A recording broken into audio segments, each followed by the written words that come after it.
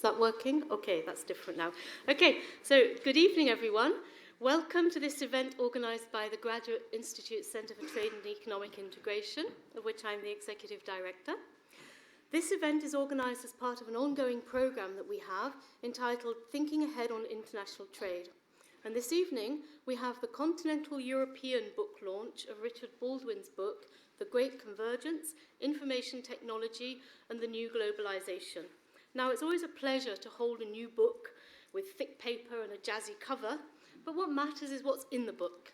And what I can say about this book is that there's a great deal of thinking that has gone into it. Hence, it fits into our Thinking Ahead on International Trade programme. I have been watching that thinking over the past 20 years that I've been working with Richard. There's thinking in this book that looks back in time over the past 20, 200 and 2,000 years, showing that globalization is not a completely new phenomenon, and thinking that looks forward, foreseeing and speculating on how globalization may evolve as technological change continues. And what I especially like about this book is that the thinking hasn't stopped with the crystallization of the text, but instead is ongoing and is highly relevant in the light of recent political events. The Brexit vote and the election of Trump are events that have taken place after the text was submitted to the publisher. But the Financial Times, in its review this weekend, describes it as exemplary timing for this highly relevant book. So it's my pleasure to introduce Richard Baldwin, who as a professor here needs very little introduction.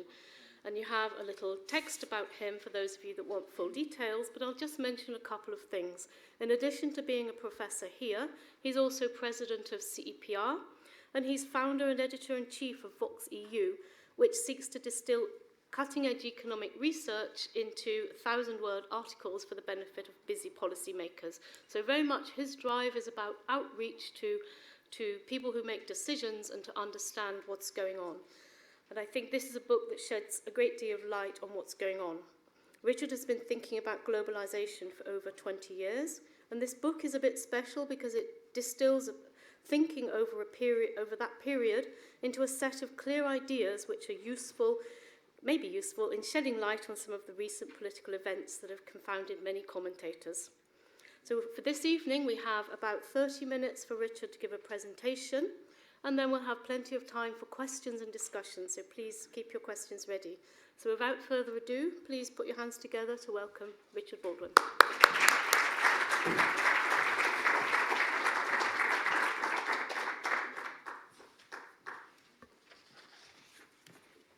Well, thank you for those kind words, Teresa.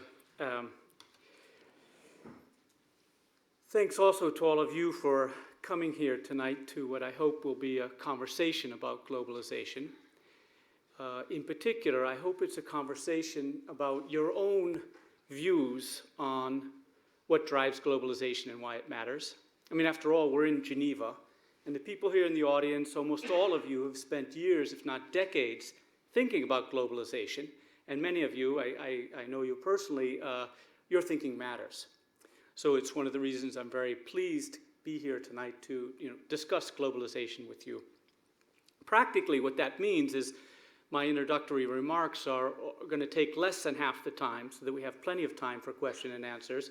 And as Teresa said, I encourage you to jot down questions. We have lots of microphones here and lots of times to discuss. Before I get started, let me state what I hope happens tonight. I hope at the end of these 90 minutes, your perception of globalization will be a little broader. In particular, I hope you think of globalization in a way that leaves a little more room for know-how or knowledge, and perhaps a little less room for trading goods. So I'll get started, shall I? Good. Okay, I've been talking about this stuff for 10, 20 years, depending upon how you distill it, and I've tried a lot of ways. My experience is it's difficult to get my message across because although it's simple, it doesn't fit into the conceived view of globalization which was set out by David Ricardo almost 200 years ago. People repeatedly, whether it's regressions or equations or anecdotes, people are trying to squeeze what I'm saying into David Ricardo, and it doesn't fit. This is not David Ricardo, this is Ricardo plus. So I want to focus on the plus. So I've decided to do this in a slightly different way tonight, and that is to invite you to participate in a rather radical thought experiment about globalization. Not so much because I think this thought experiment is a perfect characterization, but I think it may help change the way you view globalization. So before we get to that thought experiment, I thought I'd spend a couple slides laying out some facts which I think put the new in new globalization. In other words, what's different about the globalization of the last 20 years compared to the previous 40 years. Okay, so manufacturing GDP shares shifted from G7 to a few developing countries. So what I'd like you to do is focus first on this left graph, and that shows the share of world manufacturing.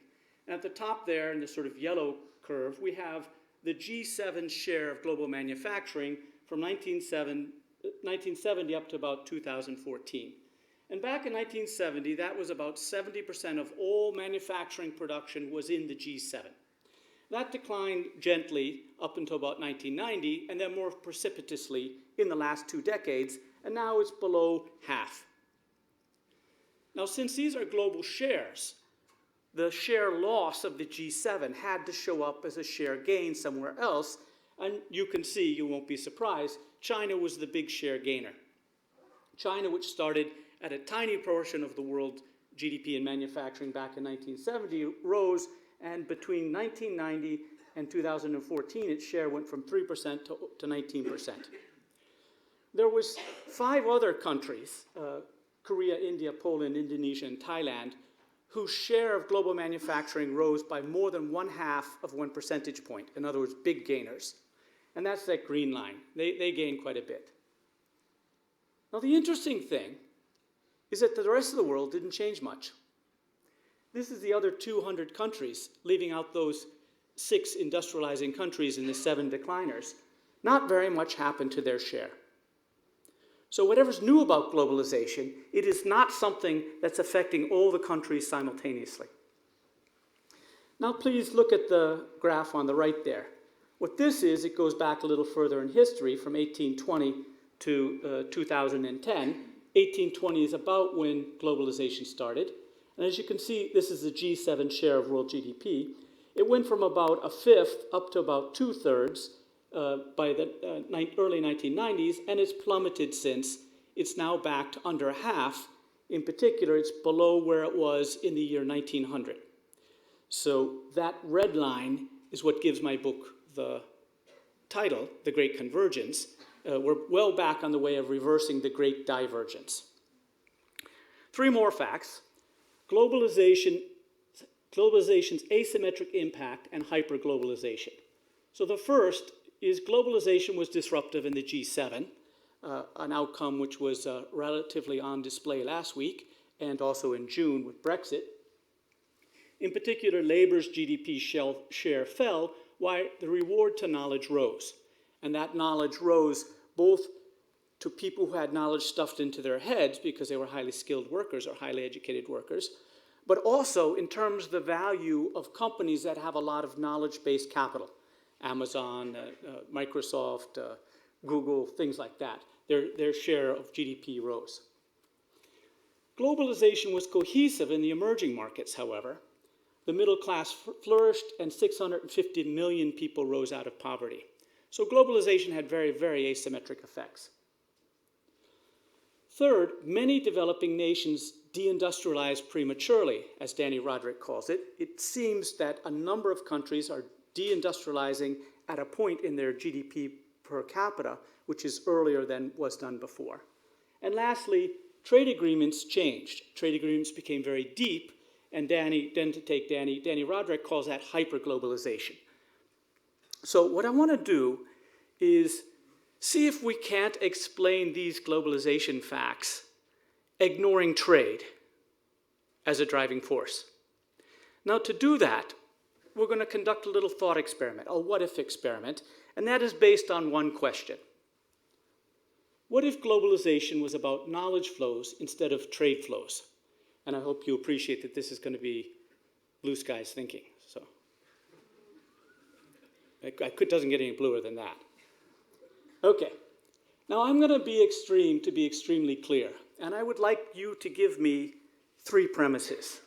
First of all, suppose everything is made from knowledge and labor. Forget about capital, oil, whatever else. Knowledge and labor, that's the stylization we're working on. Second, suppose trade costs and trade barriers were absolutely unchanged since 1990. So trade is not a driving force of globalization. Nothing changed there.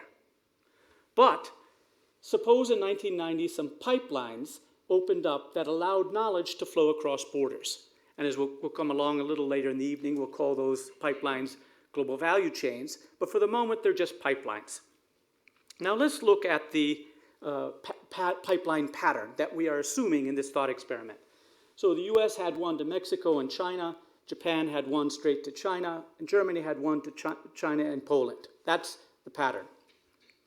And let's review the 1990 situation in terms of knowledge to labor ratios. And I want to distinguish between headquarter economies, more or less the G7, and they had high know-how to labor ratios, and that implied high wages. It was exactly the high knowledge per worker that allowed them to have high wages and yet still be competitive in manufacturing goods. The factory economies, which was the I6 I was talking about before, China, etc., they had low know-how to labor ratios, and that implied low wages. Now, when the pipeline opens, globalization as knowledge arbitrage begins. So this pipeline is going to let the know-how from the headquarter economies flow to the low wages in the factory economies with no change in trade barriers. So what will we expect? What would the international impact be? First of all, it's quite obvious that manufacturing shifts from headquarter economies to factory economies. After all, what allowed Germany to export cars despite their very high wages was high German technology. But now that high German technology is being combined with low Polish wages. And as a consequence, it becomes very convenient and profitable for German car companies to move certain stages of production from Germany to Poland. So there's a huge shift in manufacturing. Factory economies' growth takes off because they're industrializing rapidly, faster than has ever happened before. And they're industrializing rapidly, not because, in our thought experiment, not because trade is opening up, it's not. It's because their workers now have access to knowledge which was previously not accessible to them. That then leads to the Great Convergence. They start growing fast because this includes India and China. That's half the world's people. The fast growth stokes the demand for commodities, and we get the commodity supercycle. So not only do the fast industrializers grow fast, growth is sparked in commodity exporters, and they come along for the ride. That leads to the Great Convergence. Now next, the factory economies like this, they embrace policies that foster knowledge flows, and the headquarter economies embrace policies that protect them. So we get deep agreements. We get agreements about things that Paul Krugman calls, or Jagdish Bhagwati calls, trade unrelated measures. So Paul Krugman will write about the TPP as not a trade agreement. He says it's not a trade agreement. In other words, that's hyperglobalization, which a number of people are calling it. Or, as Danny Roderick calls it, the globalization paradox. Danny Roderick is saying, it seems that the goal of globalization has become a goal in itself, and these countries are embracing policies that have nothing to do with trade, which is a bit of a paradox if you think globalization is only about trade, but it's perfectly sensible if globalization is about knowledge flows, and these deep agreements are protecting and encouraging those knowledge flows. Now, the other developing countries are all standing around and wondering, why aren't we growing like China? And the answer in this thought experiment is very easy. They did not get a pipeline. So they are trying to make manufactured goods with low tech and low wages and compete with China, which is making it with high tech and low wages. What would happen inside the headquarter and the factory economies? Inside the headquarter economies, the labor GDP share falls, the knowledge owner shares rise, and globalization is disruptive. So it's maybe useful to provide a little sort of analogy with a sports club or soccer clubs. I want to contrast old globalization and new globalization. So think about there being two soccer teams, two football teams that want to exchange players. Now, if they actually exchange players, both teams will be better off because otherwise they wouldn't have traded. Each one gets something they needed more of in exchange for something they needed less of. Now let's try a different type of globalization, the thought experiment globalization. In this experiment, the trainer, the coach of the better team, goes to the worst team and trains them on the weekend. Now this will be very good for the coach because he's getting two salaries. He's playing his knowledge against two teams. And it will be very good for raising the level of the worst team. The whole league will become more competitive.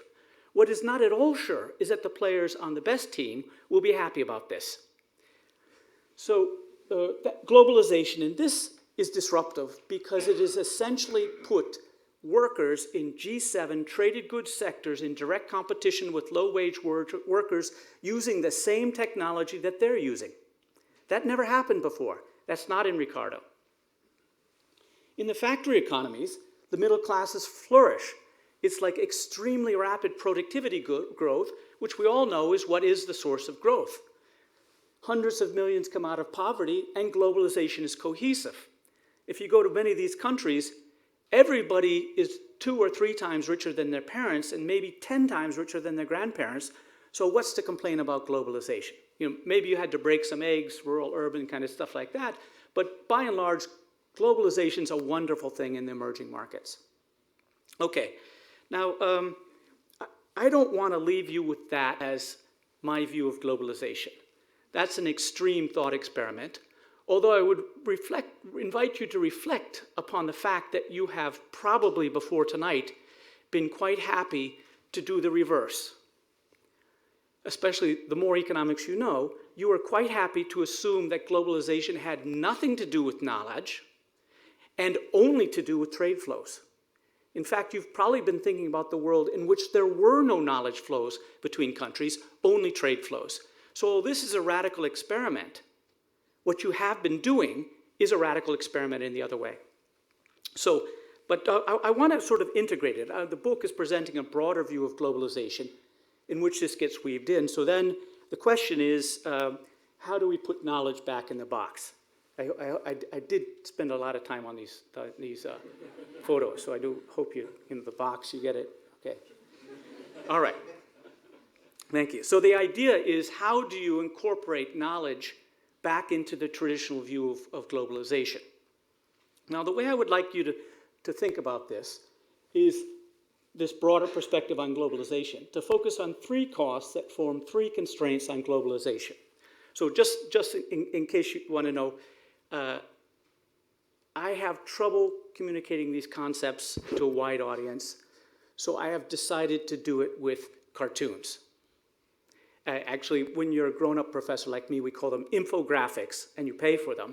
But if you want to think of them as cartoons, they're cartoons, and they're colorful. So the basic point is that the concepts are very easy, and I just want to stress it. And the way it's going to work is I'm going to read the title, and then I'm going to talk about the infographics, okay? So we have 3 costs. The trade costs, which are costs of moving goods, communication costs, which is the cost of moving ideas, and face-to-face costs, which is the cost of moving people.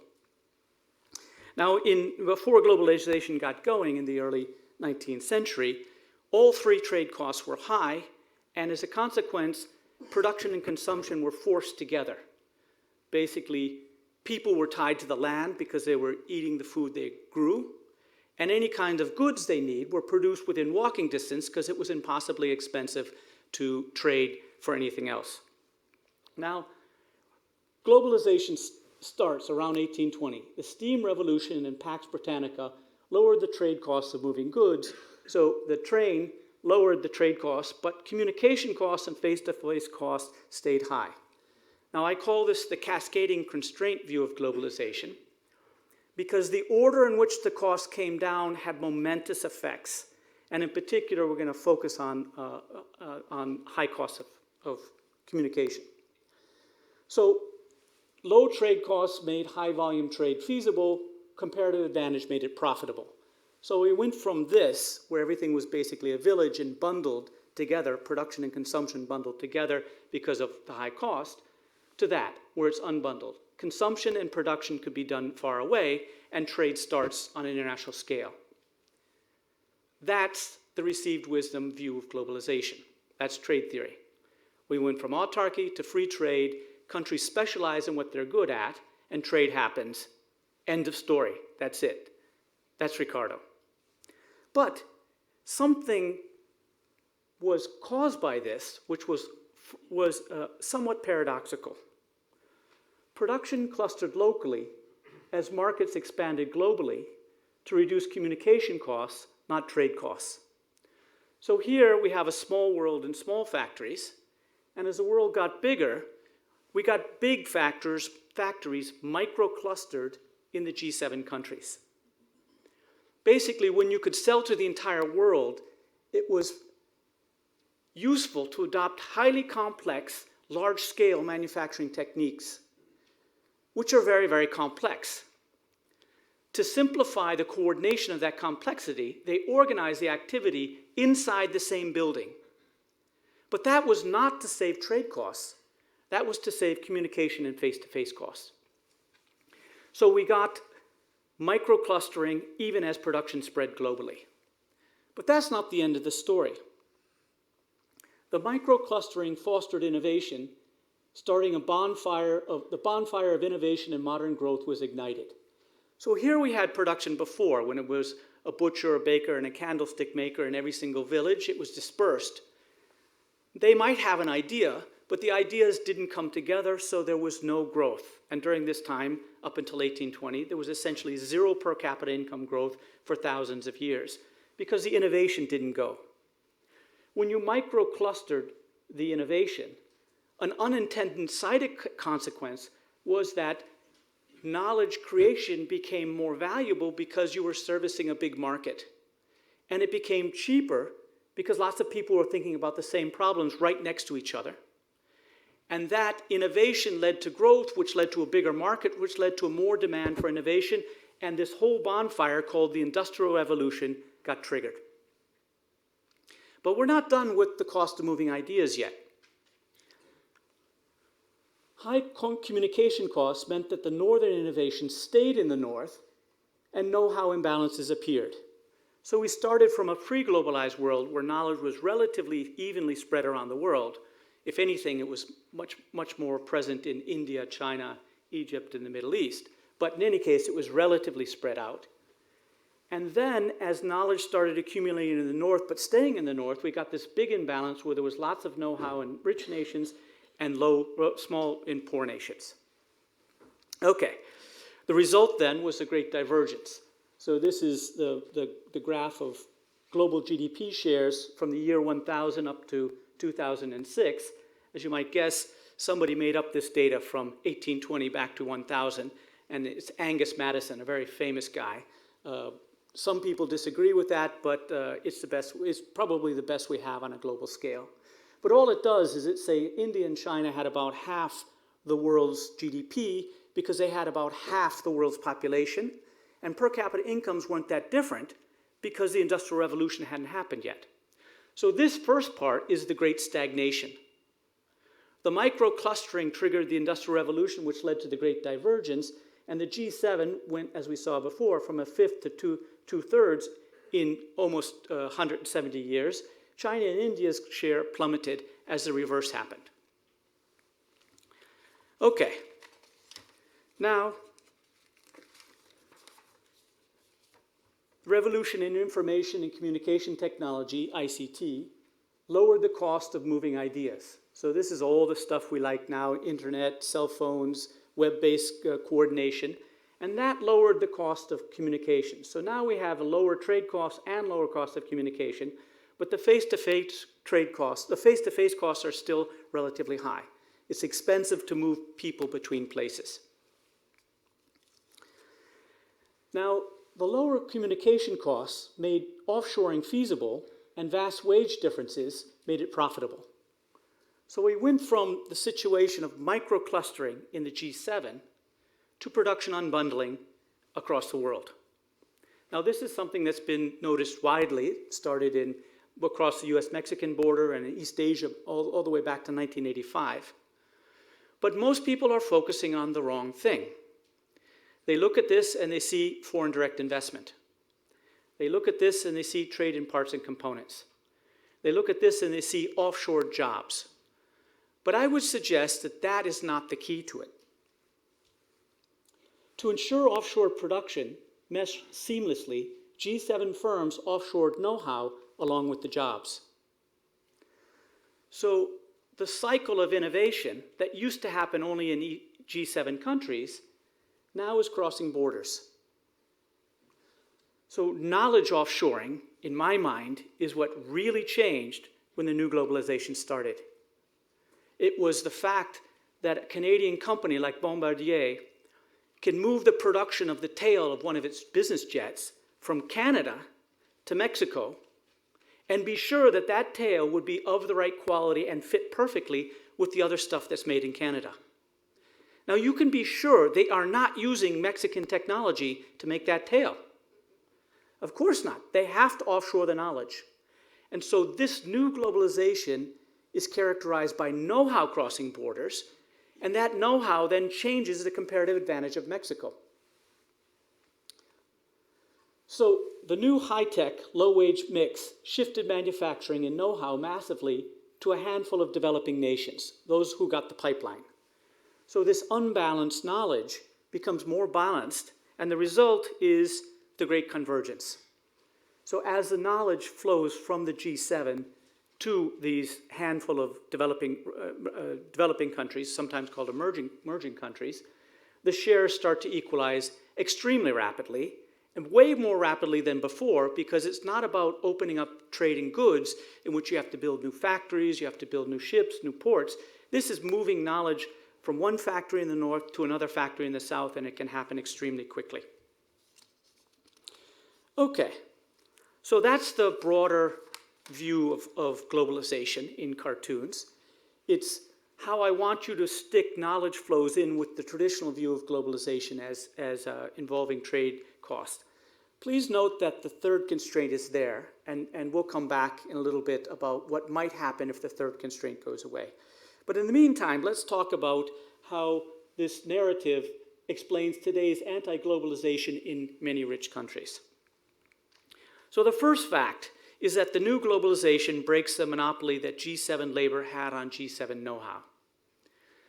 Before, although there was conflicts between labor and capital, the only way that a G7 firm could leverage its new knowledge was by hiring G7 labor. I'm exaggerating to make a point. Not the only way, but the primary way, if you invented something new, if GM invented something new, was to produce it in the United States using US labor. This new globalization offered them the possibility of exploiting their knowledge with low-cost wage, and therefore it broke the monopoly that G7 labor had on this knowledge. But not all labor, only the labor working in traded goods. The second is the new globalization affects the economy with finer resolution. It's not sectors and skill groups anymore. So let me explain it to you with these two graphics. Please look at the one on the left to start with. And I want you to think about the US and Japan competing in the auto sector in the 1970s and 1980s. Back then, Japan was China and the US was the US. Japan was rapidly industrializing and challenging US dominance in a whole range of industries, auto industry being one of the key ones. Now, in those days, Japan would export a high-quality, low-cost car to the United States, and that car would compete with a US-made car. So the international competition was happening at the level of the product. Car against car. Team Japan against Team America. Behind that product were manufacturing stages, and behind each manufacturing stages were jobs. But the whole auto sector rose or sank together. So globalization was affecting the economy at the level of sectors. And since sectors tended to be associated with certain skill levels, there'll be unskilled, more skilled, globalization tended to help or hurt skill groups at the same time. Now here's the new globalization, where we can unbundle the production, break up the microclustering, and put the stages of production where they're most appropriately costed.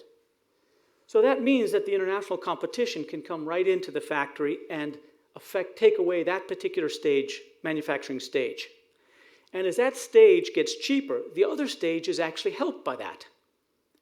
The company as a whole is more competitive because it can produce some of the parts for cheaper, and that makes the other stages more competitive. So the competition is no longer hitting the car sector, it's hitting particular segments of the car stages. And more recently, globalization has allowed people to offshore individual jobs, and therefore the competition is reaching into the economy much more deeply and affecting jobs, not just stages or products. The result in most G7 nations was economic anxiety, fragility, and disenfranchisement. That was very much on display in the US election and in Brexit and potentially a number of the elections that are coming up. Number one and number two mean that new globalization impact is more sudden, more individual, more unpredictable, and more uncontrollable. And what that means is no matter what job or skill you have now, you cannot really be sure that your job won't be next. Now, I phrase this all as if globalization was a threat, always a threat. But I read a book on public speaking, and they told me that if you get people scared, their analytic capacity just lights up because that's the way we are as humans. So that's why I wanted to scare you. But most of the people in this audience, it won't be the red arrows taking your jobs. It'll be blue arrows allowing you to sell your services to a wider market. So globalization is an opening of markets and an increase of competition. But if you're on the right side of the competition, as many of you are, this is good for you. So you can't tell whether, no matter what job or skill, you can't tell whether you're going to be helped or hurt. Okay. So, since we're in Geneva, I thought I would talk about the trade implications. So what does the new globalization mean for trade governance? And I've talked a little bit about this in Geneva under various settings over various years, so at least I can say I have new slides. Carl, sorry about that, but it is a new slide, and they're colored. Okay, so let me focus on the thing that I think really changed. Within factory flows became international commerce. Goods, services, capital, people, and know-how that only used to circulate inside G7 factories, with offshoring, became international commerce. That is a radical change in the nature of trade. Actually, we probably should call it international commerce because it's a broader concept, but if you want to call it trade, it's fine. This is 21st century trade where flows of goods, services, people, intellectual property rights are crossing borders rapidly, not just made here, sold there goods.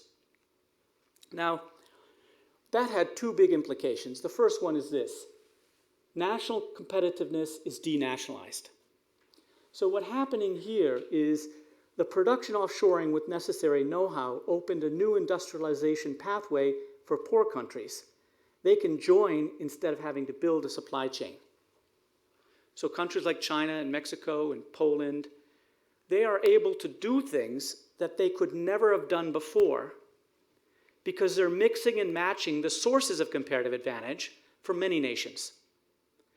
So the competitiveness of your nation, let's say you're the Philippines doing offshoring for a Japanese company, that's not fundamentally based on Philippine factors, because the borders of technology in particular now follow firm boundaries, not country boundaries.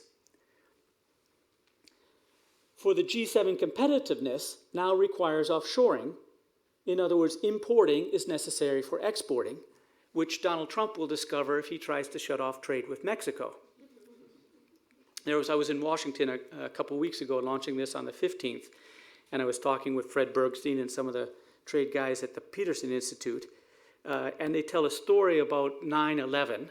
In the immediate reaction to 9/11, the US grounded all planes and shut all the borders immediately without exception. And it took several hours before Detroit called them up and said, please open up the border with Canada because our our factories are shutting down. And it took them 2 or 3 weeks before they called and said, please open the borders with Mexico because we're having to fire American workers. So the basis of American competitiveness is not only American things, it requires parts and components made in low-wage countries, if for no other reason than the Japanese are doing it and the Germans are doing it. And very soon the Chinese will be doing it, or they are doing it. Okay. The second is this trade, services, capital, intellectual property nexus. Nexus is just a fancy word for a bundle, but I've used bundled all the time, so let's just call it a nexus. That emerges. So this flow. The nexus required a new package of disciplines, both domestic and international, and deep regional trade agreements arose. WTO got sidelined, and mega regionals were designed to knit together the deep bilaterals. So in order to provide assurances of people who are putting factories on the other side, they signed deep agreements like NAFTA or the Japanese bilaterals with the ASEANs, which have restrictions on investment, capital flows, business mobility, services, especially infrastructure services, to allow the factory to work together. Now, they also created a new political economy of these agreements where the deal is northern factories in exchange for southern reform. So in the old days, it was my market for your market. But this deal, the reason, for example, Colombia signed a deal with the United States was not because they wanted to export more goods to the United States and US export more to Colombia, not an exchange of market access. It was to encourage the offshoring of American factories to Colombia, or at least to level the playing field with Mexico. So the political economy is that the poor country does it because they want the factory. The rich country does it because it wants the reform to protect their intellectual property. The third is that the new globalization was like an asymmetric liberalization. And this is a point which I think is pretty severely underappreciated in the world. Factory economies exports rose much more than headquarter economies exported, especially in parts. So let's take the example of the car industry in the graph over here. I have on the vertical axis export growth between 1988 and 2008. And it goes up to 10,000%. And then on the left sets of columns, I have rapidly industrializing nations, they're listed there. And in the right columns, I have US, Germany, and Japan. And as you'll see, the parts grew faster than the final goods. The orange is vehicles, the blue is parts. And the merging always exported more vehicles, expansion vehicles than in the rich countries. But the truly astounding thing here is that poor countries could export parts, mostly to rich countries, that they could never before. And the reason is the ICT allowed the rich country factories to be assured of the quality of the exports of the parts. So this lowering of trade barriers was in no way asymmetric. It allowed a whole bunch of exports that could not have existed before. Okay, WTO is focused on 20th century policy, so 21st century policy went elsewhere.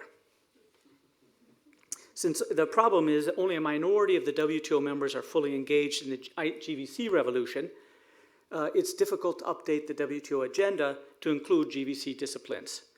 So the idea is that 21st century trade governance is advancing unilaterally, bilaterally, and regionally, but not multilaterally. And this is due to the third constraint. Basically, because you have to move people between factories, the offshoring has been regional, not global. And as a consequence, you have factory Europe, factory North America, and factory Asia. But except for a few little products, you don't have factory world. And you'll note that Africa and South America have been left behind, in my view of the world, because they're just too far away. At least too far away to do the kind of manufacturing outsourcing that Thailand does or Mexico does. Now, fortunately, the recent death of TPP and TTIP, or the impending death of TTIP, will provide breathing room for the WTO.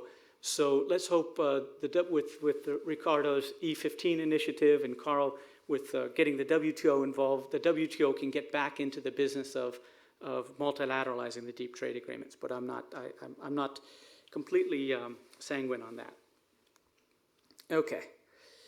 So I'm tempted to end right there, say thank you very much, and continue on with questions and answers. I have more slides, as you can imagine, about 2 or 3 hours of slides left. Are you guys on board for this?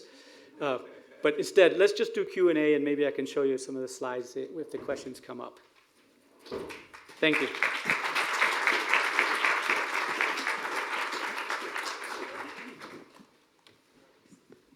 Okay, so I think we have, is this working? I think we have around 45 minutes or so, and I think we can have questions. I think we can also invite short comments, right, Richard? I think Richard asked for a dialogue and for your views, so you're not restrained to asking a question. Please feel free to make a short and brief comment. And if you could just introduce yourself briefly before you give your comment. So I'm going to take one, Ricardo, Panam? Okay, Ricardo first, then Carl, then you. Yeah, you'll be third. 1, 2, 3, and then 4. Okay? Well, thank you very much, Teresa, and thank you very much, Richard, for that presentation. I know that you probably suffered trying to make it so simple and but also so short when it's so much complex story. So can we get you to the part 4, chapter 9 of your book, Okay. and get you to think to tell us a little bit more about rethinking development policy, please. I see. Okay. Yeah, let's. I'll give me a few minutes. I actually didn't bring the slides for development, but yeah. Why don't we collect a few? We'll thoughts? collect a few thoughts. I think you're next. Hi, Robert Anderson from WTO Secretariat, and thanks, Richard. This is extremely interesting, and I think helps to crystallize some of the thoughts that have been on the mind of lots of us. My question is, doesn't what you say actually validate very strongly the concerns that were present in the World Trade Organization right after the Singapore Ministerial Conference back in 1996? In other words, things like competition policy in particular, also a legitimate concern with intellectual property, which doesn't need to be seen as a sort of protectionist tool for protecting intellectual property, but rather as a tool for actually facilitating trade in knowledge, which is the way that I would look at it. Also, obviously, things like free movement of persons, all of these things. So this is the agenda which was taken off, or these are the issues that were taken off the agenda in 2003, 2004. But these are precisely the issues that we need to bring back. I'm stating it perhaps really strongly, but this is what leaps out at me from what you've said. Okay, thanks, Rob. The lady with red. Okay, thank you very much.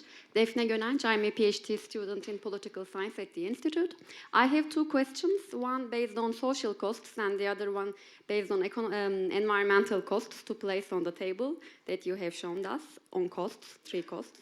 So the social one, I mean, the book is named The Great Convergence because the analysis is based on nations.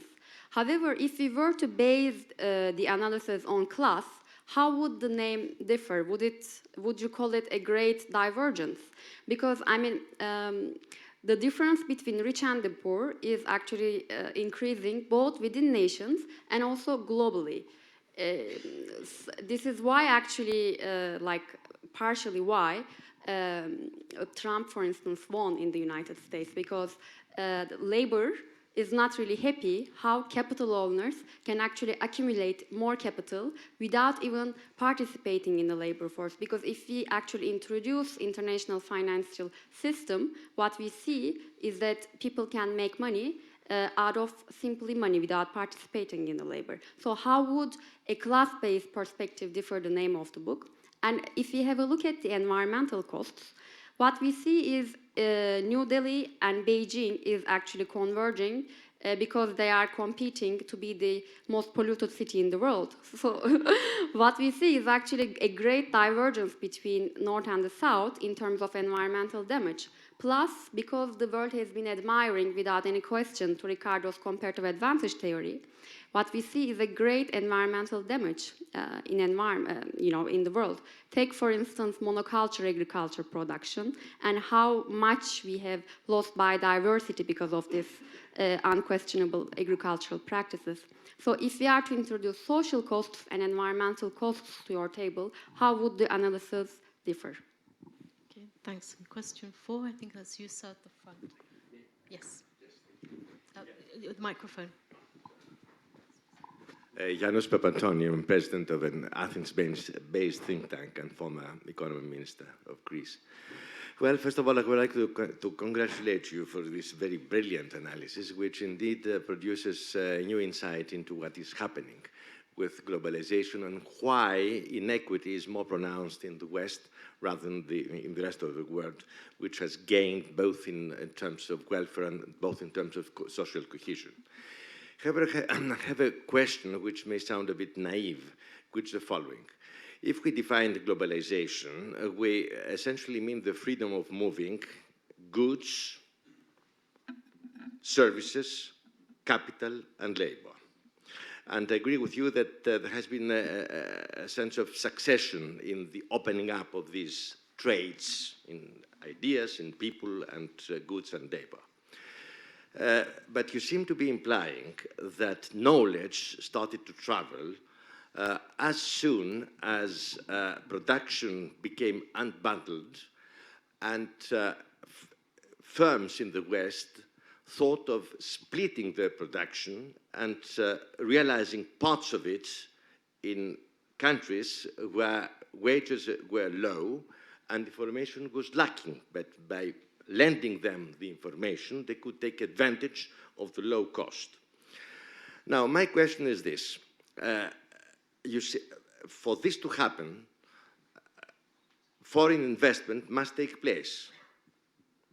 Even if, say, General Motors wishes to construct some parts in a different country, it should invest there, and so that the knowledge is being transferred and the technology being used. So the question is the following.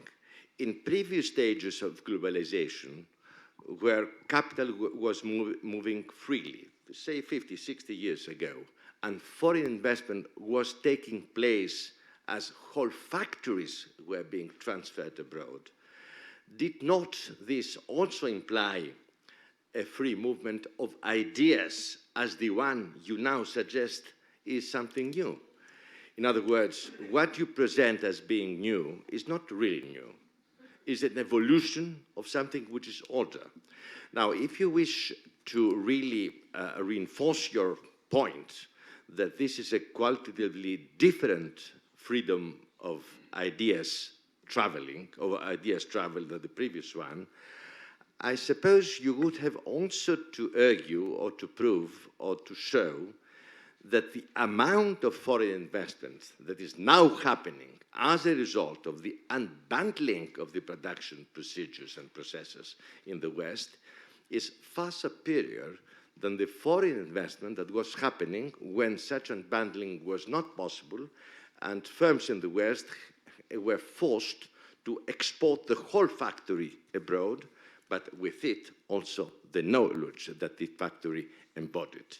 So this is what, I haven't read your book, but by just listening to you, I was not sort of convinced that you touched upon this quantitative aspect of foreign investment in order to prove that the unbundling thesis of the 21st century is really a break from the past. Thank you. Okay, thanks. I don't know if I was clear. I think there's some great questions. Yeah, I think you can answer some of those if you'd like to. Are you using slides? So let me start with Ricardo. It's a whole chapter in the book. I think a few things to say is that a few buzzwords. One is GVCs killed ISI, which is to say global value chains killed the import substitution industrialization strategy that many countries are following. As I mentioned, countries like China are doing it the new way, combining high technology and low wages. And that makes it very difficult for countries like, say, Brazil or South Africa's manufacturing to compete with them. So the whole close off, build the whole supply chain at home in order to become competitive abroad, I think that has completely died. And in the book, I tell the story of the Korean car industry, which itself went through this. So Korea, in my mind, was the last country that developed the old way, where they shut off their borders, they started importing necessary parts and then replacing them with local parts, building up the industry, and then they actually could export a fully Korean car to the United States competitively.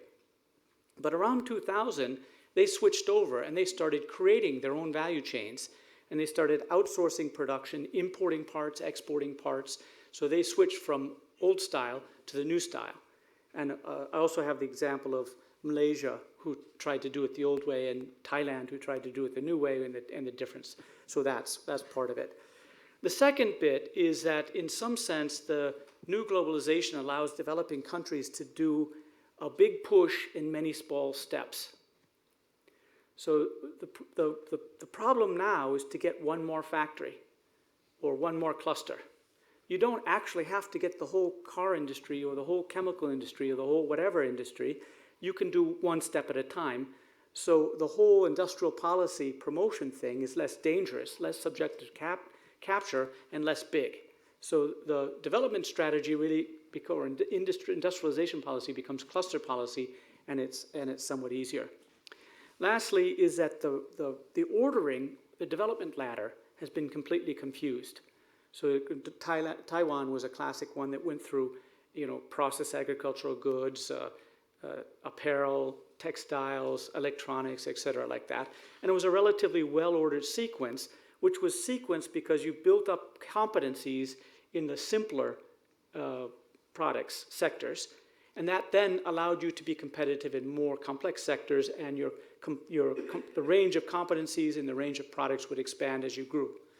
But here it's completely disordered, because you'll see, for example, Vietnam exporting sophisticated aerospace parts to Japan very quickly, breaking entirely the thing.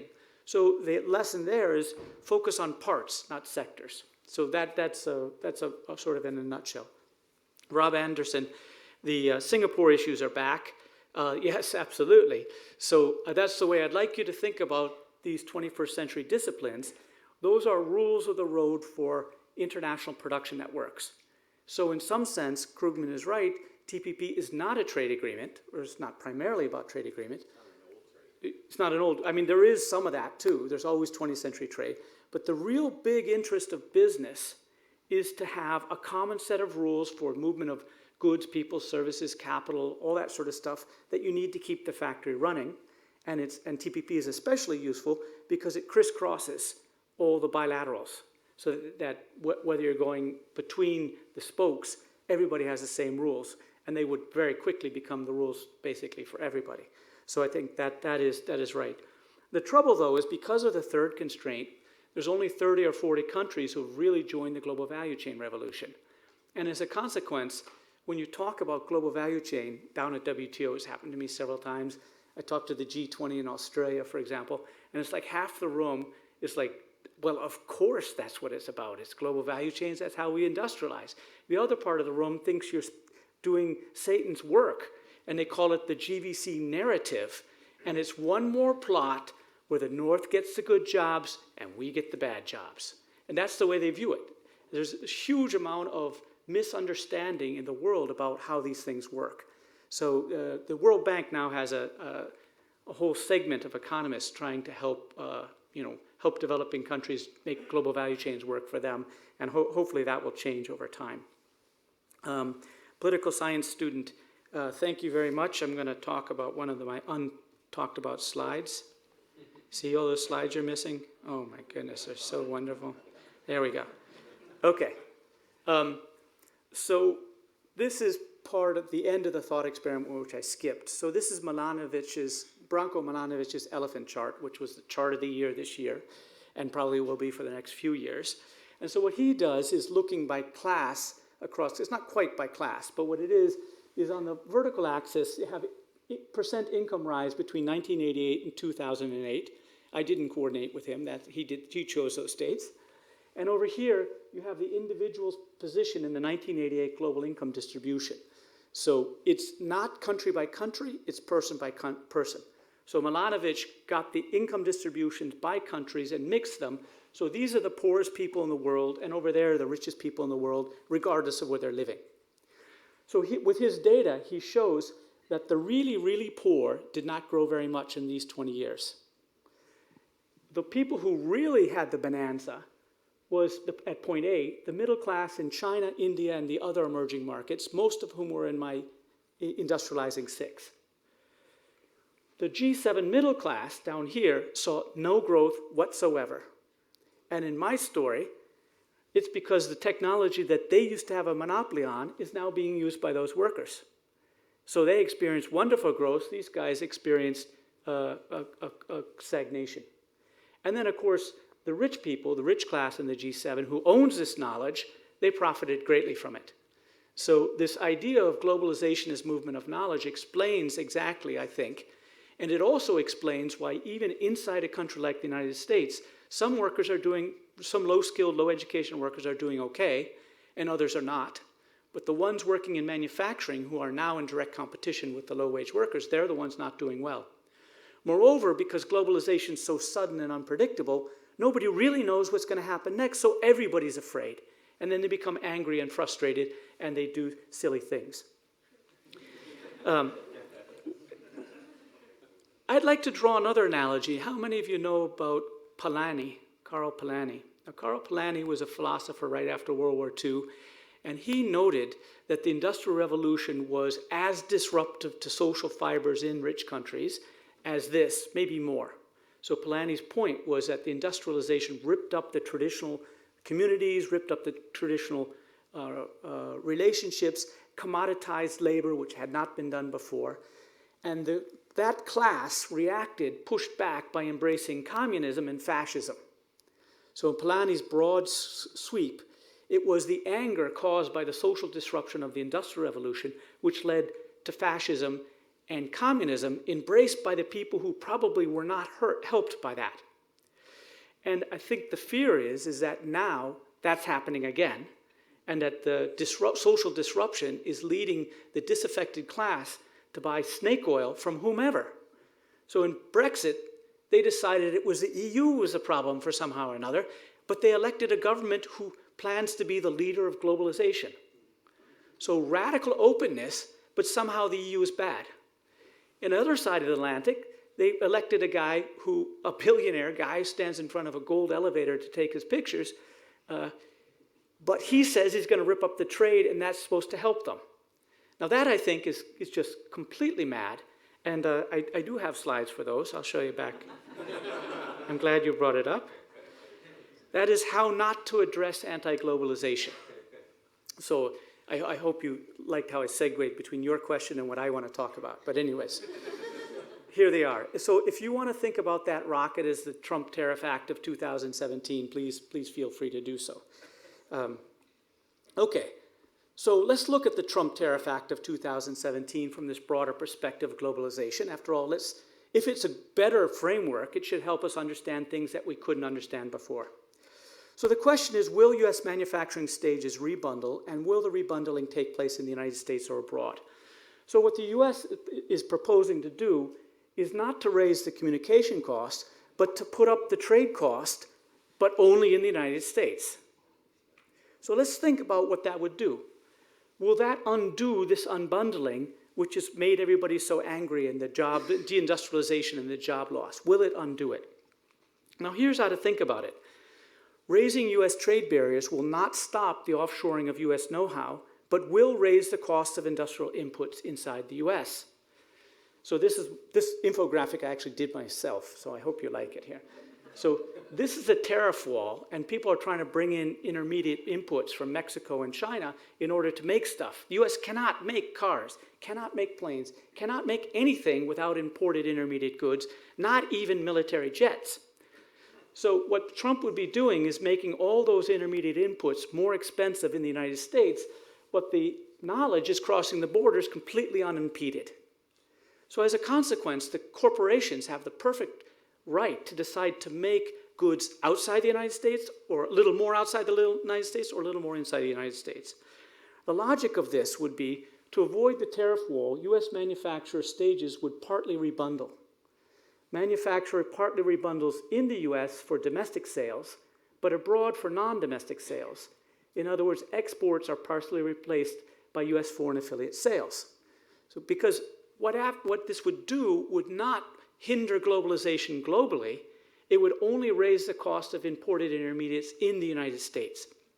Now, if you think this is all made up, let me remind you about the US-Japan Semiconductor Agreement of 1986. Some of you will remember that, and it was renewed in 1990. Now, what that did was force Japan to charge very high prices for memory chips inside the United States and everywhere else, inside the United States and in third markets, but not in Japan. So that raised the cost of making electronic goods everywhere except in Japan, which favored Japan. Moreover, it gave the Koreans an opportunity to enter the memory industry, and they completely blew both the US and Japan out of the water on memory chips because of this sort of thing. So raising the tariff wall on memory chips had an unexpected implication that it did lead to a more bundling of production, but not in the United States. Moreover, it led to a rival, opened the door for a rival, which would then never went away. Moreover, let's think about, will manufacturing jobs offshored typically, no, will manufacturing jobs return? Offshore jobs typically are low-skilled and routine, thus jobs for robots, not workers. So this is a picture of a US manufacturing facility, which is doing repetitive, low-skilled activities. And if you look extremely closely, you will be able to see a worker. See, he's up there. Right up there. But notice he's wearing a white collar, not a blue collar. Because this guy certainly is the engineer that's trying to make sure that the machines all work. And there's another guy over there also with the white collar. But this is what the Trump Tariff Act of 2017 would do. Potentially, it would reshore some manufacturing activity, but not the jobs. And the reality of it is American workers are competing with robots at home and China abroad. And it is not going well. And blocking the competition with China will not stop the competition with the robots, and therefore, these guys, after it's all done, will be even more angry that it didn't work. Okay, so I'll stop there, and I have more slides, but I want to answer the questions. The ambassador from Greece. Oh, the pollution. Really super important, not my field. I would trust the governments to decide how to deal with that. So it's India and China are making choices for their people. They're suffering from the pollution, and that's their problem. I will remind you, though, that that in England, the industrialization in London, for example, led to these great smogs where many, many people died from the smogs, and it was only after that that they reformed the laws. So I'm going to mostly dodge the question because I don't have that much to say. I mean, I worry about pollution too, but I don't have much to say. Okay, ambassador from Greece. So first of all, I would distinguish between capital and FDI. So a lot of the global value chain stuff involves no direct investment whatsoever. So to give you an example of really important one, Li and Fung is a intermediary between retailers like Zara and H&M in the West and a whole collection of factories, mostly in Asia, Bangladesh, wherever. And those factories are not owned by Li and Fung, and they're definitely not owned by the retailers in the West. But what they're doing is they're passing the knowledge of what is necessary to sell this week. And it's that knowledge which is going through without a single penny of investment. That kind of stuff goes on. In the more classic industries, like car industries, there tends to be an association between FDI and capital movements. But so I would first of all like to say that measuring FDI flows is not a measure of these knowledge flows. They're completely different. And second is in the historical analysis, the book does go back 200,000 years, and I do talk about the great unbundling and the FDI from the UK in particular. But that was of a very different nature. A lot of that FDI was in extractive resources and transport like railroads and things. And in the old days, if you had to move the whole industry, you couldn't just take advantage of low-cost labor. You needed the engineers, you need the managers, so it was much more difficult. What's amazing about this is you can take one stage of production from Canada, put it in Mexico, and be producing stuff in a couple months. Because everything you don't have in Mexico, they bring from Canada. Whereas in the old days, when it was all bundled, you would have had to move the whole factory, which means you would have had to either move all the Canadian engineers or use local ones. So that, I think I got through all four of those. Okay, thanks. That was great answers to interesting questions. I think we can take another round of questions, so I'm going to try and make, we'll start with Carl, then you. Oh, sorry, no, Carl, then someone from the other side, guy with the white shirt, and then behind Carl, and then there's another question in the back. So 1, 2, 3, 4. Thank you very much. My name is Karl Rauner from the WTO. I found this very enlightening, but you also said you wanted to frighten us. It did work. Do you have any message of hope for the angry ones? Thank you. Good question. Next one. Is this thing on? Yeah, okay. Thanks. Thank you very much, Professor Baldwin. In your presentation here, you had said you would come back to the face-to-face costs, and that seems to have gotten a fair amount of short change there. And I was hoping that you might be able to give us a little more of your vision on that, perhaps taking into consideration a couple of things, a couple of questions. Why didn't the face-to-face costs come down at the same time as the cost of moving goods around? And perhaps would the face-to-face costs not so much come down, but become unnecessary? I mean, nowadays with the communications technology, you could imagine a robot going around a factory floor with a tablet for a face, and the engineer is in Dayton, Ohio, or in, I don't know, in Bombay. Okay, thank you. Now, third question here. Hi, I'm John from the Green Growth Knowledge Platform. I have a question that's actually not related at all to green growth. It's more about whether or not you covered in the book basically the breakdown in terms of investment of these knowledge transfers. So I think we can assume that in the last 20 years, the knowledge wasn't sort of instantaneously moved from one place to another. In most cases, that probably came through training. That training happened as a result of the companies in these sort of anchor economies. And so we would be able to expect that that was reflected in a cost, an investment cost. So there were investments in brick and mortar, and there were investments in training. Wouldn't that also be a way to quantify your thesis? Thank you. And there's a further question here, is that right? No. It was in fact related to what the person behind me asked, so I think we are fine. It's this face-to-face, I mean, high cost, whether or not we expect them to decrease, and also, if so, what could be somehow the policy recommendation for that? Thank you. Just absolutely perfect questions, and as it turned out, I anticipated them. So I have slides. Okay, Carl, that's actually the next slide. What's the way forward? I think step one is to accept the 21st century realities and stop lying to people about what can happen. First of all, the new globalization isn't something the foreigners are doing to the US. In this story, it is the US companies taking their technology and moving it abroad. Putting up tariff barriers is not a way to stop that. And that globalization, even if the US managed to stop it, would not stop. So this idea that globalization is mostly about moving, trading goods, and all you have to do is slow down the movement of goods and you slow down globalization, that is completely wrong. The second, and that's related, you can't vote against the new globalization by voting against the agreements that shape and control it. Rejecting TPP will not stop US companies from offshoring knowledge to Asia, will not stop the evolution of the competitiveness of factory Asia versus North America. If he also rips up NAFTA, he will manage to make factory North America less competitive relative to factory Asia and factory Europe, and therefore hurt things worse. So voting against the new globalization you can't do by voting against the agreements that were designed to shape it. Now, I'm not saying those are all perfect agreements, and I think one should think hard about them.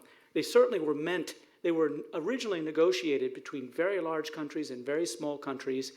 The Southerners were doing the reform in order to get the factories, and they were willing to agree to quite a few things. And once you start signing them North-North, you're in a completely different world and a completely different set of issues. I would also note that something like TPP did not take account of core WTO values like special and differential treatment. They don't even ask what does special and differential treatment mean in an agreement like that.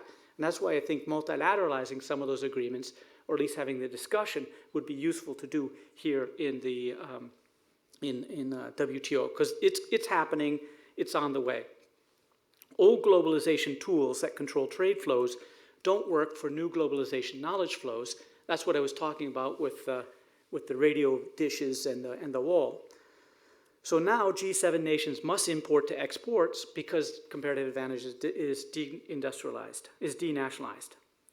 Step 2 is to rebuild the team with policies to share the gains and pains, and this is directly to your question. Basically, the new globalization, I believe, has ripped up the social fabric of many communities who used to rely on manufacturing in the G7 countries, not all G7 countries. For instance, in Japan, they call it hollowing out of the economy, and it is everything that could be offshored from Japan has been offshored. But it was not as disruptive to their society because they take care of their people. There's a cohesive fabric which survived that. So we need to restore social cohesion with policies that protect individual workers, not individual jobs. Things like retraining, education, mobility, income support, and I go even so far as active clusters policy, or maybe even industrial policy. Now, I would not normally suggest that as a first best outcome, but in case you haven't noticed, we are a long way from the first best. And I'm worried about Polanyi's double movement coming back. So this might just be the time for another Tennessee Valley Authority or some local regional policies, building some local hospitals, universities, goodness knows what, but these people need jobs somehow or another, and they need to feel protected. So rebuild the team. The second, which I think has been done very badly, is it needs to be packaged politically. Trade policy in service of society should be the buzzword of the governments who are trying to help the angry middle class. When proposing more open trade and in production sharing policies, they should at the same time propose policies that help the disenfranchised and package them politically, even if it's not. And you'll remember in Europe when we made the big leaps in market integration, they did this. So in 1986, when we did the Single European Act, which was an enormous advance in economic integration, they doubled the spending on the regional policies.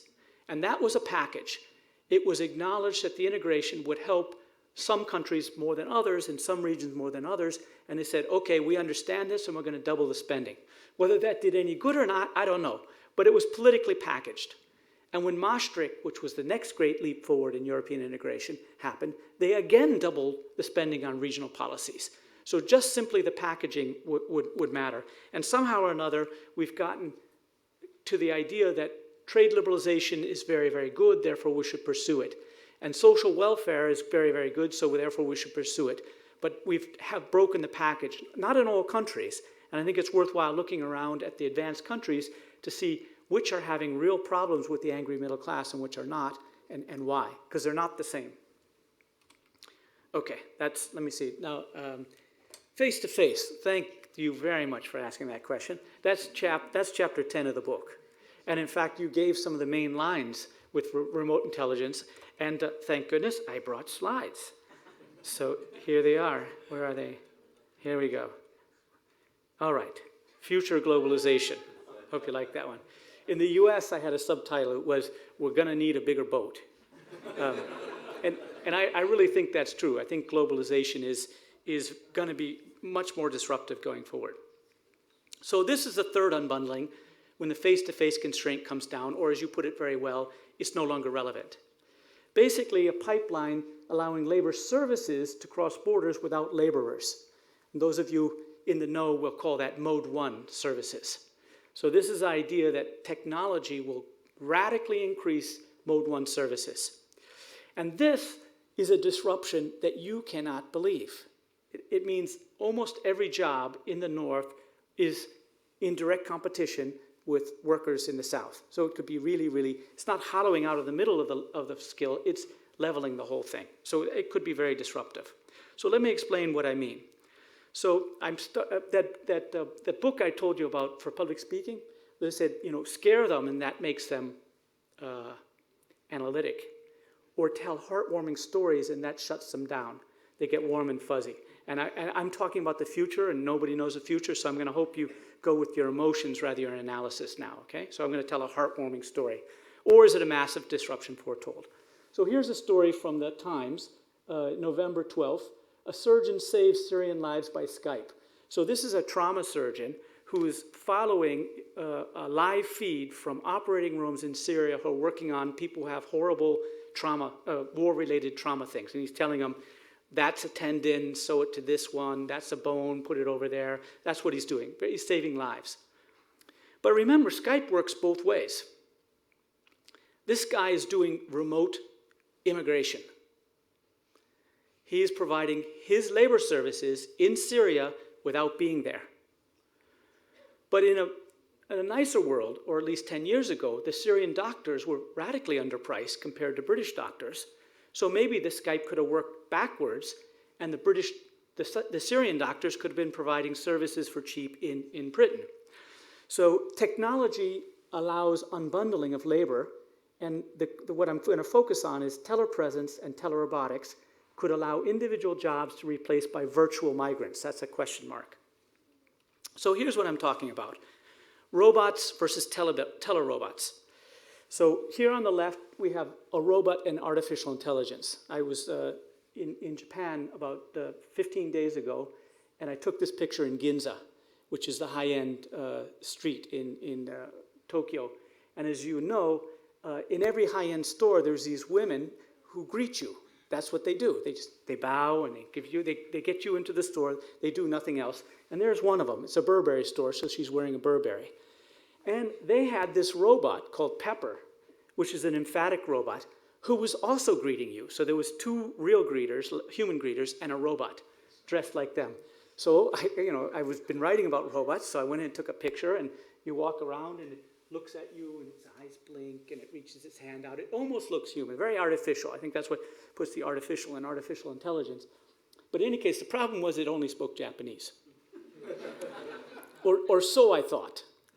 So I asked the human one, does it speak English? And she goes, pushes a button on the back of his head, and it speaks English. But again, that wasn't much better. I wasn't really motivated to buy a Burberry. I couldn't bring it I couldn't bring myself to let her know that she was training her replacement, and that next year there'll be 2 robots and 1 human, and the year after that, no more humans. But anyways, they have a labor shortage in Japan. Now this is a telerobot. So this little thing here called Beam, and they're not very expensive, it's about 500 pounds, so you can get one too. It's essentially Skype on wheels, where the person with the Skype can drive the thing around the office. Can't open doors, but there's a camera where she's seeing him, and he's seeing her, and they're talking, and she's providing brain services from far away to where he is, and walking around the office doing management things or helping things. So that's remote intelligence, not artificial intelligence. And as you pointed out, that person might be in another building or it might be in another continent. Okay, so here's telerobotics today. So this is a story from the BBC fairly recently, a surgeon who operates 400 kilometers away. So the surgeon is there, and he's manipulating the things, and there's a machine with scalpels operating on this guy 400 kilometers away. This is after the operation. He's very happy. That's another well-known example of a telerobot, which is, has different outcomes. Now let's think, jobs that telerobotics could offshore. So some of these are made up from science fiction movies, and some of them are from robot sites, and I'll let you guess which ones are which. So let's start up here. So this is a robot that's doing cleaning work. That's a real one. And it's done with artificial intelligence a little bit. But one of the secrets about the artificial intelligence robots is they all can be controlled remotely. So you can always get a joystick and drive the thing yourself with human intelligence. And in many ways, if you wanted to tell them, oh, you know, I dropped some toast behind the garbage can, you can pick that up before I come home. You can talk to this thing, and if it's remote intelligence, and they can do the job for you. Moreover, the language barrier is about to melt with iTranslate and other ones. Instantaneous translation between languages is not very good, but it's happening, and all it takes is faster computers and wider telecommunication pipelines. That's coming. So the idea that there's a barrier between languages will also melt. So this guy could be doing all your dish work, but it could be a woman in Kenya doing your dish work. Or, for example, it could be making all the beds and all the hospital beds and all the hotel beds in Oslo, but the person would be sitting in Uganda, paid 1/20th of the wage. This is somebody helping a disabled person. That's a doctor providing remote services. That's real life. Here is a robot that's being controlled remotely in a very dangerous piece of construction called demolition. And the guy's only 3 or 4 meters away, but if you're willing to put it 300 or 400 kilometers away, you could pay him 1/10 of what he gets. And maybe you'd need one guy there to look what's going on, but you could replace 2 of the 3 out of it. That's a guy, that's made up, that's driving a bus, and that's also from a science fiction movie. So in case you're getting comfortable that this isn't really about your jobs, brain jobs that telepresence could offshore. So here's a couple of salaries that I took off an international wage site. You can just download it, whatever profession you want, whatever country you want. So here's a university professor in the US gets $6,100 per month. Philippines, $400 per month. And maybe they're not quite as good, but what if you were at the Eastern Indiana University and you could replace half the professors with somebody earning $400 instead of $6,000? You could lower the tuition, expand the thing, and that could happen. And maybe all the professors would go part-time. They would do certain things, you had to be there, but a lot of the routine stuff would be outsourced. Or school teachers. Here's Pepper helping teach children. So you'd have one teacher and 3 Peppers and much more individualized attention. It's not artificial intelligence, it's a real teacher sitting somewhere else. And this is cooperating on innovation. So remote intelligence means more rich nation disruption, but more developing nation opportunities. Because it relaxes the third constraint, face-to-face. Workers in Brazil, Argentina can compete for jobs in the United States without much problem. But the way I view this as much more to come. So we're going to need a bigger boat. We're going to need to fix the team a little bit better. So thank you very much for that. Breakdown of the knowledge flows, training as an interest. So I've been looking for ways to measure knowledge. It's very difficult to do. There are proxies for it. That's one of them, cumulative training. But you'd be surprised how much moves without much training whatsoever. And in the book, there's some examples of like wire assembly moving from Canada to Mexico, or furniture making moving from California to Mexico with almost no training whatsoever. Because a lot of times the people in the developing country know how to do this stuff. They just don't know what to make, and they don't have the quality assurances that will allow them to sell it. So it's not just technical know-how, it's managerial and marketing. And very frequently, the global value chains are driven by what sells. And then a little bit of technical know-how. Okay, face-to-face, I got that as well. Good. Okay, so we're almost out of time, but I would like, if there's no objection, to have a very quick round of questions, because I see that there are a couple of burning questions. If you agree, if everybody agrees. Okay, oh gosh, it's very popular. Can they be very quick? So Professor Yi, the man up there. any women, you know? Any woman who wants to ask a question gets a... Okay, okay, so I have one up there. I have Professor Yi, the person next to you, and you, but okay. We're gonna, okay, you have 1 minute, and I think you may not be, we may not get answers to all of these questions in this time. And there's drinks afterwards, but please go ahead. Thank you, Professor, for the very excellent presentation, bringing us so many thought-provoking ideas. And in the last round, the Q&A, you proposed us 2 steps, sort of recommendation to countries. But my understanding is that the recommendations focus more on the G7 countries like US or EU. I come from China, so I'm wondering what kind of recommendations from you to my country to adapt well in the future globalization. Thank you. Okay, Professor Yi.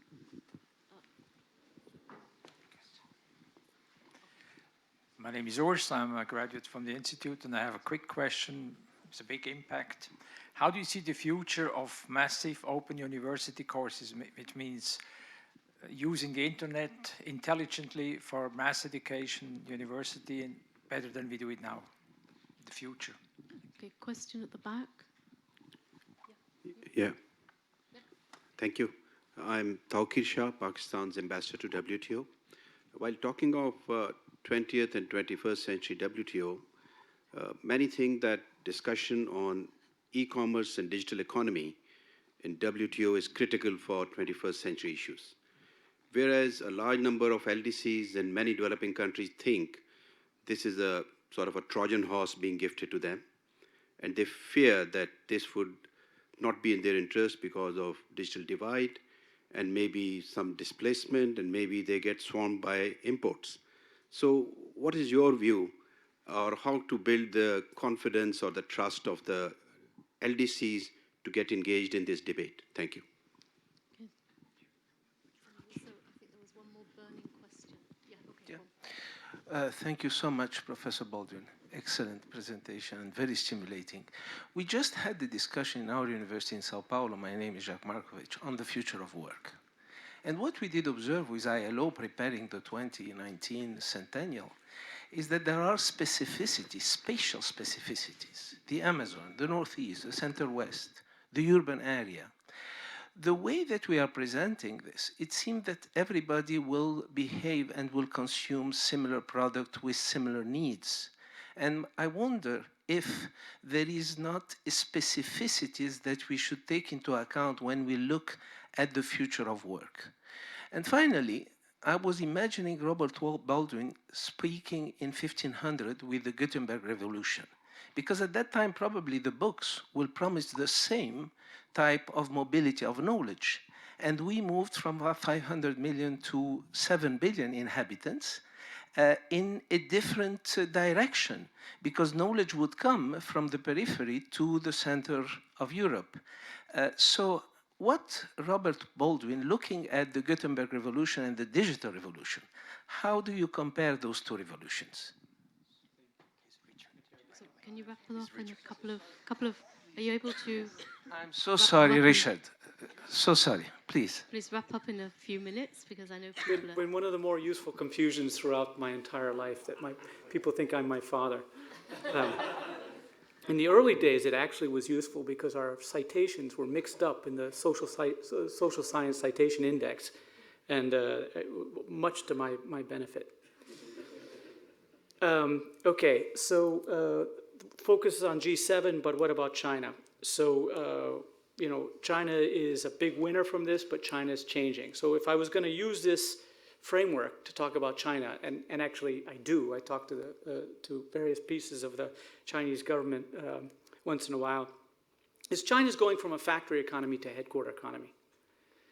And they then are switching views of the trade agreements, the whole team building, the outsourcing, the offshoring, that's coming to China now.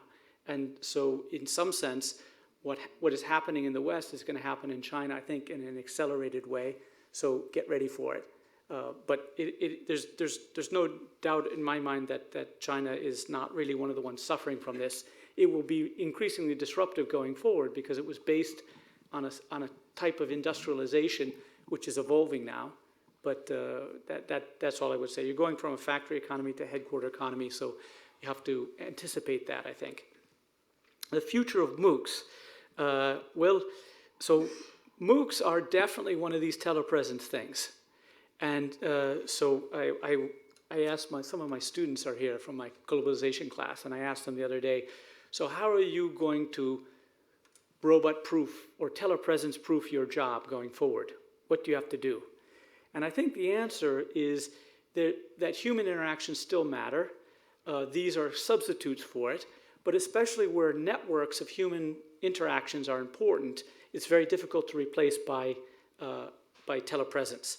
And I don't know how many of you have done a Skype call where there's like 12 people there. Useless, absolutely useless. And even the speaking is very stilted. So it's especially when humans have to interact in groups that having people face-to-face really matters. So that type of activity won't leave. So in my view, what Moocs will do is hollow out the middle. So the elite universities will stay elite, and people will still, the best students will go to the best universities to be with other best students and the best professors. And that's not replaceable by having one-star economist, Greg Mankiw, beaming in an Economics 101 class. And at the very low end, where people aren't very highly paid, the students aren't particularly talented, the hand holding and the sort of social aspect of the teaching will stay. It's the big middle universities who will lose out, because you're not really with the star professors. Your classmates really aren't superstars that's so important to network for your career. And you can get it all online for cheaper. So I think Moocs are going to hollow out the middle. We're investing in Moocs here at the Graduate Institute. We hope to be at the high end. So, including this book will have a Mooc on it by next year. Okay, the Pakistani ambassador, e-commerce. So I think e-commerce is sort of a number of things. So if you're afraid of Facebook and Amazon and Twitter and all those, it probably is going to open up a route which will make it difficult for Pakistani firms to do a new Facebook. Or I'm speaking in absence of knowledge about Pakistan. But China, for example, shut off that whole thing in order to create a Chinese Facebook. But what I was talking about was that many highly skilled Pakistani professionals could sell their services in the West via these, and therefore create lots of jobs for middle-class people. And I think that's the argument, that you're going to be, this is going to allow you to export services, not just worry about import services.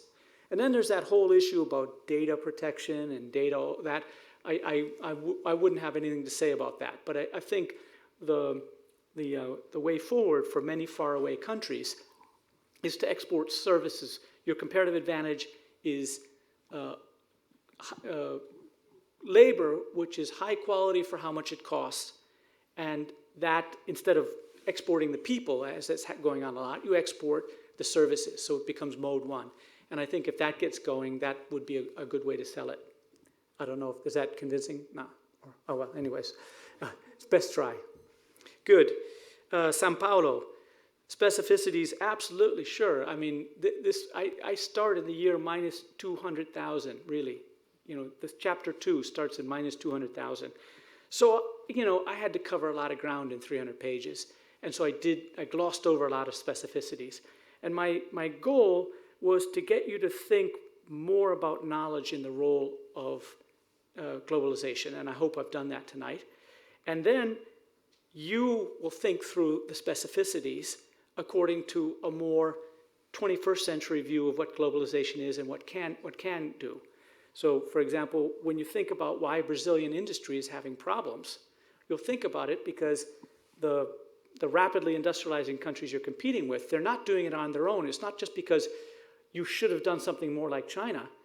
It happened because China and Korea and Indonesia and Poland, they were getting something you didn't, which was the manufacturing, marketing, and technical know-how of G7 countries. So I agree that they're important. Know-how with the book. So it's completely different order of magnitude. And by the way, the books did cause a revolution. So some people say, for instance, translating the Bible into local languages is what caused the Protestant Revolution. So it's not the first time that disseminating knowledge more widely causes really severe changes. But it's on a different order of magnitude. So I don't know if you've ever seen the growth of information. So like the growth in information between 2014 and 2015 is several orders of magnitude larger than all the information that had ever been transmitted in previous years, since forever. That's what you get with exponential growth. And what we have is exponential growth. The transmission capacity is doubling every 6 to 12 months. The computing capacity is doubling every 6 months.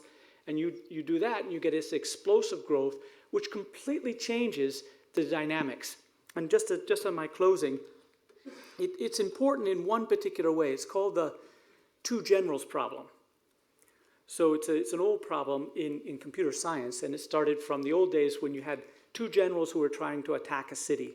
And the idea was that if they attacked simultaneously, the city would have to divide its forces and they'd be defeated.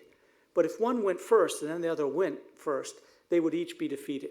So you had to be sure that they attacked at the same time. So how did they do that? You send a messenger, General A sends a messenger to General B, we're going to attack at 12.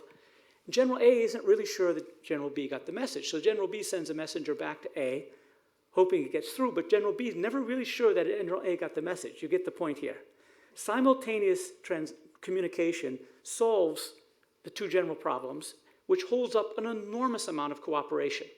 So if you just call them up and settle it right then, two-way instantaneous communication is very different than telegraphs or books or anything else. So I think it's qualitatively different. Should we stop there? Thanks very much. I think we're out of time. There's lots, I know Richard's got lots more to say. I know there are people with questions. So I'd like to invite you all for a glass of wine or a glass of fruit juice upstairs. And thank you very much for having been here on this chilly night, those of you that braved it and those of you that stayed to the end. And it just remains for me to thank Professor Baldwin very much for an entertaining and lucid account of his new ideas. Thank you very much.